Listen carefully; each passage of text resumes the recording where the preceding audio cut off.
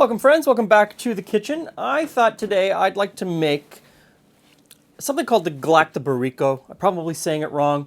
It is a Greek dessert that is based on a semolina pudding or semolina custard. When I was a little kid, my grandmother made semolina custards all the time, but she didn't put them in a phyllo pastry, which is what distinguishes the Greek version of this recipe. And this is something that I've done before on the channel, but when I went back today to look through the videos, I couldn't find it. So it's one video of the many videos that at some point along the way I've deleted. So I found the recipe and I thought, why not just make it again? So I'm going to start off. I need about 4 cups of milk.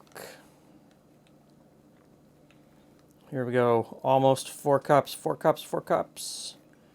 There we go. Now custards with semolina in them cut across a whole pile of different cultures. Lots of different cultures make them. And semolina is just durum wheat that is ground a little bit coarser. So it's not quite flour. It almost looks like a slightly finer version of a stone ground cornmeal, just a little bit finer. So I'm going to put that in with the milk. I'm also going to put in sugar. Now I need 2 cups of cream, and I'm not going to measure it. I think I've got just about enough in this container, so in it goes. I'm going to put this on a medium heat, and I want to bring it up to a simmer. And I'll give that a stir just to bring everything together as well.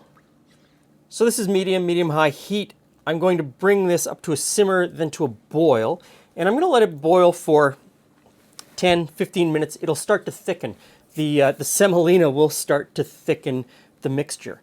But also, to make it a custard, I need some eggs. So I'm going to break 5 eggs into this jug, and I'm just going to beat these eggs lightly because we need to mix them into the pudding after it has boiled and thickened.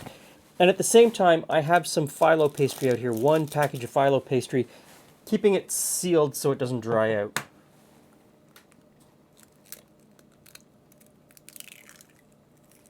Okay, now you want to stir this regularly. The semolina will have a tendency to clump at the bottom and could scorch to the bottom of the pot, and you don't want that to happen. You don't want it to be all clumpy. So stir it regularly.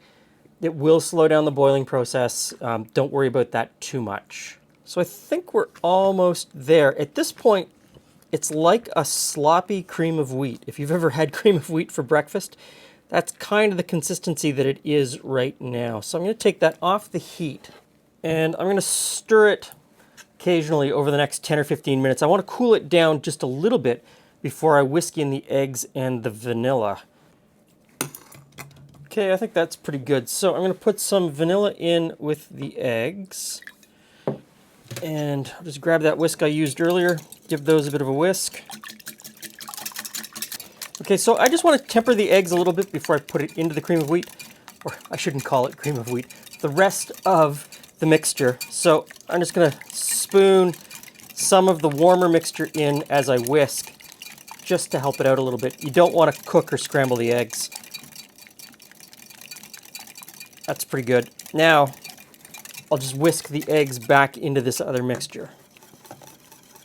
So at this point, this is essentially what my grandmother would make. She'd put this into a pan and bake it, but we're going to add some flavoring, some lemon zest. So I'm going to zest in pretty much most of a lemon.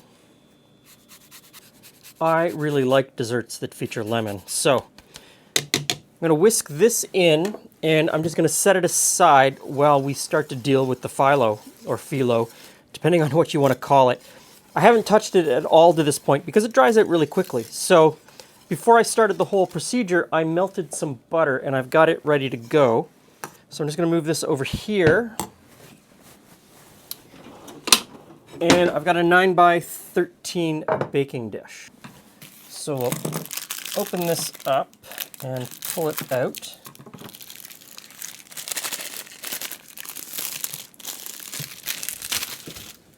Now, ideally, you would have a damp tea towel here to cover these as you're moving forward so that they don't dry out.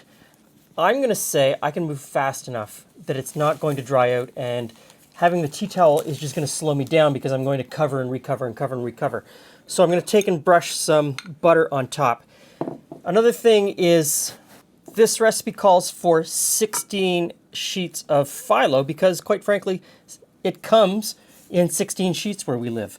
So if you live somewhere that it comes in 24 sheets, use 24 or 12 or whatever.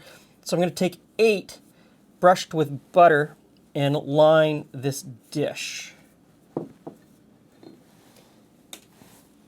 And so get it in, line the dish.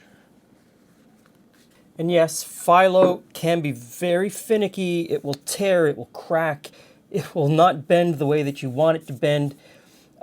Generally, it can be a real PIA. So just take your time and don't get worked up if it cracks or breaks or, if a piece tears.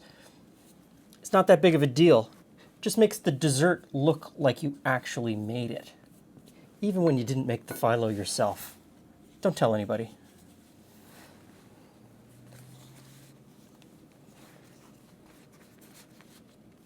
Okay, last piece of phyllo for the base.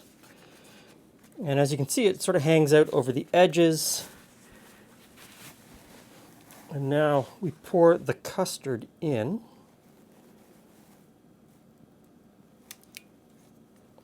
And this next bit is where people will differ in their technique as to how to lay the last few sheets or the last 8 sheets of phyllo on top. Some people will fold all of these in and then put the next set on top and crinkle it a little bit so that it looks really nice and sort of authentically rustic. I never do it the same way twice. I guess today I'm turning it all in, and this will get all nice and crinkly, and then I'm putting the next pieces of phyllo on top. And you do the same thing here again. You butter it, brush it with butter, and I know that I often over butter and put too much, so you don't need to use as much as I'm using, but it makes for a great tasting dessert. Okay, last piece of phyllo on top, and it kind of gets crinkled, make it look nice. A little bit of butter left, so I'll dab that on top. And now the oven is preheated to 375 degrees Fahrenheit. So I'm going to pop this in about a half hour or so, I think.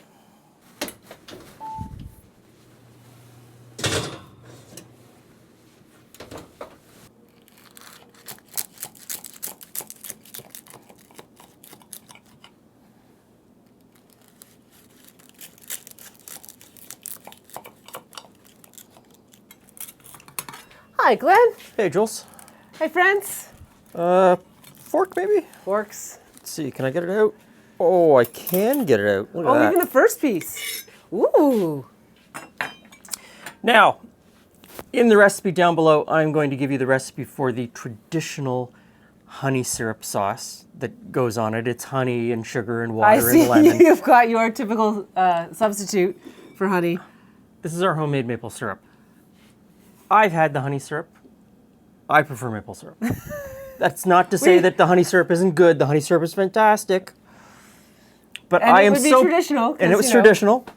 But I am so proud of my homemade maple syrup that I think it deserves to top this dish. And I will say that we go through a lot more maple syrup than honey in our house. Yeah. It is our preferred sweetener of that style. And the honey that we get is great. Thank you, Jill. Cousin Jill sends us her honey. Her honey is fantastic. I'm digging in though. I've made a Jill's mess. going in for it. Made a mess. All right. So the idea is that the phyllo pastry or phyllo pastry gets nice and crispy, and you get those. You get a difference in texture as you eat it. I probably should have cut it with a knife. Yeah. You should have learned from my example. That's really lovely. It's like got a nice light lemon flavor to it. It's nice and sweet. You probably don't need the maple syrup No, because probably it's not. got lots of flavor without it. That is a lovely dessert. I'm in. And the really weird thing is, halfway through making it, it is just the first part of making the filling is just cream of wheat. Right now, as I was licking the pot after I finished, I thought, why haven't I not been having cream of wheat With for all breakfast? of this sugar in it? Yeah, There's probably more sugar than you were probably allowed. in cream of wheat. Yeah. Yes, and Your mother would have had something to say, I'm sure. yeah, and there's eggs in this to set the custard, but there aren't eggs in cream of wheat, obviously. But I think this is a really great recipe. Easy to make. The phyllo is pretty easy to buy at the grocery store. That's the secret. Yeah. Thanks for stopping by. See you again soon.